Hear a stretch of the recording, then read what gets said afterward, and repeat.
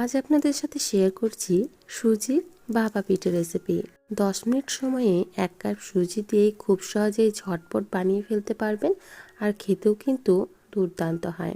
চালের গুঁড়ো দিয়ে ভাপা পিঠে তৈরি করতে গেলে অনেকের কাছে অনেকটা সমস্যা মনে হতে পারে, আবার সময়টাও বেশি লাগে। তবে এটি খুব সহজেই ঝটপট তৈরি হয়ে যায়। ভিডিওটি শুরু থেকে শেষ পর্যন্ত দেখার অনুরোধ রইল। আমি সীমা, আপনারা দেখছেন টেস্টি ফুড উইথ সীমা। তো প্রথমেই একটা বড় পাত্রের মধ্যে নিয়ে নিচ্ছি 1 কাপ পরিমাণে সুজি। আমি এখানে মিহিদানার সুজি ব্যবহার করেছি, তবে আপনাদের কাছে যদি মোটা দানার সুজি থাকে সেক্ষেত্রে একটু মিক্সিং জারের মধ্যে ঘুরিয়ে নিতে পারেন। দেখুন, প্যাকেটজাত যে মিহিদানাটা পাওয়া যায় সেটাই ব্যবহার করেছি। এখন এর মধ্যে দিয়ে দিচ্ছি স্বাদ মতো লবণ। লবণটা অবশ্যই ব্যবহার করবেন, তাহলে পিঠেটা খেতে কিন্তু ভীষণ ভালো লাগে। আমি এখানে 1/4 চামচ লবণ দিয়ে দিলাম, সাথে দিয়ে দিচ্ছি 3 চামচ পরিমাণে চিনি। চিনির পরিমাণটা আপনারা নিজেদের ইচ্ছে মতো বাড়িয়ে বা কমিয়ে নিতে পারবেন। এখন চিনি, লবণ সব কিছু সুজির সাথে খুব ভালোভাবে মিশিয়ে দিচ্ছি। অন্যদিকে নিয়েছি আমি এখানে দুধটা আগে থেকে জাল করে নিয়েছি। আমি এখানে দুধের পরিমাণটা দেখিয়ে দিচ্ছি ঠিক কতটা পরিমাণে আমি দুধ ব্যবহার করব। আমি এখানে প্রথমে 1 কাপ দুধ ব্যবহার করছি 1 কাপ সুজির জন্য।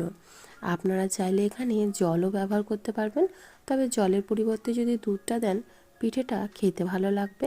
আবার যদি জল দেন সেক্ষেত্রে একটু যদি গুঁড়ো দুধ ব্যবহার করেন সেক্ষেত্রেও পিঠেটা খেতে ভালো লাগবে। আপনাদের ইচ্ছে মতো যে কোনো কিছুই ব্যবহার করতে পারবেন। তো দেখুন, 1 কাপ সুজি আর 1 কাপ দুধ খুব ভালোভাবে মিশিয়ে রেখে দেব ঢাকা দিয়ে প্রায় 15 থেকে 20 মিনিটের মতো। সুজি যেহেতু জল খেতে ভীষণভাবে পটু, তাই অবশ্যই একটু ঢাকা দিয়ে রাখবেন, তাহলে সুজিটাও খুব ভালোভাবে নরম হয়ে যাবে। তো সুজিটা রেস্ট নিতে থাক। অন্যদিকে নিয়েছি আমি 4টে ছোট সাইজের একই রকম বাটি। এই বাটিগুলোর মধ্যেই পিঠে তৈরি করব। আমি এখানে ছোট সাইজের বাটি ব্যবহার করেছি, তবে আপনারা চাইলে যে কোনো সাইজের বাটি ব্যবহার করতে পারবেন। ছোট সাইজের বাটিতে পিঠেটা বেশ ভালো তৈরি হয় এবং খেতেও সুস্বাদু লাগে। আমি এখানে তেল ব্রাশ করে দিলাম যাতে পিঠেগুলো খুব সহজে ডিমোল্ড করা যায়। অন্যদিকে যে সুজিটা রেখেছিলাম সেটা খুব ভালোভাবে রেস্ট নিয়ে নিয়েছে। দেখুন, সুজিটা কিন্তু অনেকটা পরিমাণে দুধ টেনে নিয়েছে এবং নরমও হয়ে গেছে। সুজির ভাপা পিঠে তৈরি করতে গেলে সুজিটাকে এইভাবে অবশ্যই রেস্টে রাখবেন, তাহলে ভাপা পিঠেটা সব থেকে বেশি সুন্দর হবে। এখন এর মধ্যে আরও বেশ কিছুটা দুধ ব্যবহার করব।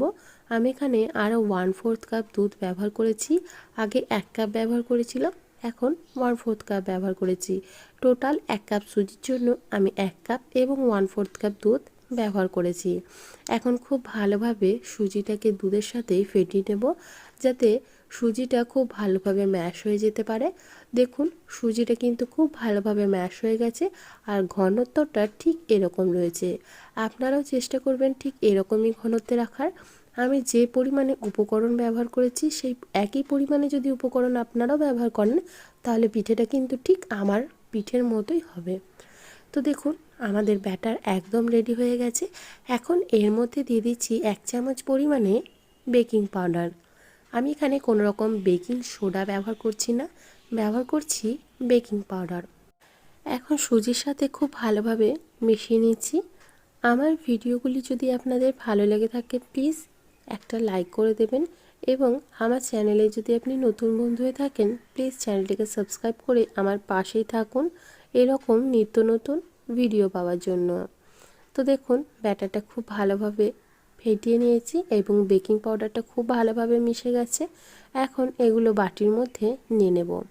অল্প একটু পরিমাণে ব্যাটার বাটির মধ্যে নিয়ে নিচ্ছি। তারপর এখানে দিয়ে দিচ্ছি নারকেল কোড়া এবং গুড়। আপনারা চাইলে কিন্তু নারকেল কোড়া এবং গুড় একসাথে মাখিয়েও সেটা দিতে পারবেন, বা নারকেল সন্দেশও ব্যবহার করতে পারবেন। আমি এখানে এভাবেই তৈরি করছি।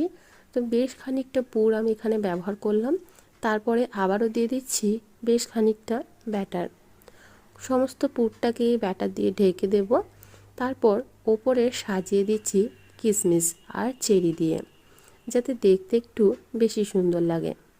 তো দেখুন, তৈরি হয়ে গেল আমাদের একটা পিঠে। একই রকমভাবে অন্য পিঠেটাও তৈরি করে নেব।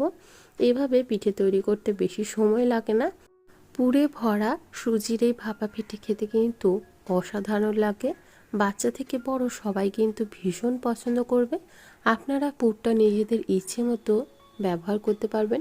দেখুন আমি বেশ খানিকটা পুর ব্যবহার করেছি, তারপর আবারও ব্যাটার দিয়ে পুরটাকে ঢেকে দিলাম। অতিরিক্ত পরিমাণে দেবেন না, তাহলে কিন্তু ফুলে বাইরে বেরিয়ে যাবে। একটু ফাঁকা রাখলাম যাতে খুব ভালোভাবে পিঠেটা ফুলতে পারে।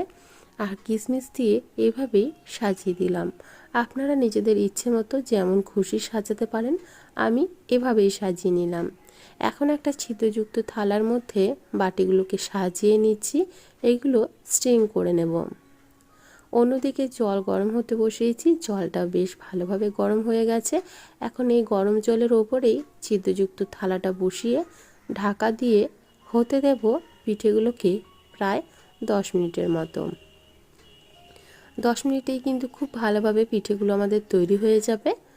তো দেখুন খুব সহজেই ভাপা পিঠে আমাদের এখানে তৈরি হয়ে গেছে। সুজির ভাপা পিঠেগুলো বেশ অনেকটা পরিমাণে ফুলে উঠেছে এবং সম্পূর্ণভাবে হয়েও গেছে। এখন একটা টুথপিকের সাহায্যে পিঠেটা চেক করে নিচ্ছি ঠিকঠাক হয়েছে কিনা। দেখুন টুথপিকটা একদম ক্লিন বেরিয়েছে, তার মানে আমাদের পিঠেটা কিন্তু একদম হয়ে গেছে।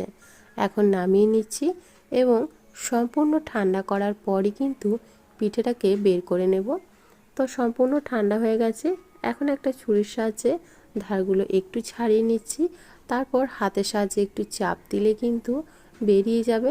দেখুন কতটা সুন্দরভাবে বেরিয়ে গেল এবং দেখতে কতটা সুন্দর হয়েছে, আশা করি আপনারা সেটা দেখেই বুঝতে পারছেন। পুরে ঠাসা এই সুজির ভাপা পিঠে খেতে কিন্তু ভীষণই সুস্বাদু লাগে। তৈরি হয়ে গেল আমাদের ভাপা পিঠে। একে একে সমস্ত পিঠেগুলোই কিন্তু আমি বের করে নিচ্ছি।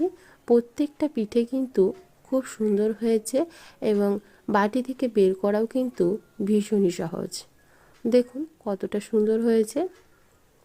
এখন একটা পিঠে আপনাদের সাথে কেটেও শেয়ার করছি। ভেতরটাও হয় যতটা সুন্দর, বাইরেটাও কিন্তু ততটাই সুন্দর। ভিডিওটি ভালো লেগে থাকলে বাড়িতে একবার অবশ্যই ট্রাই করে দেখুন।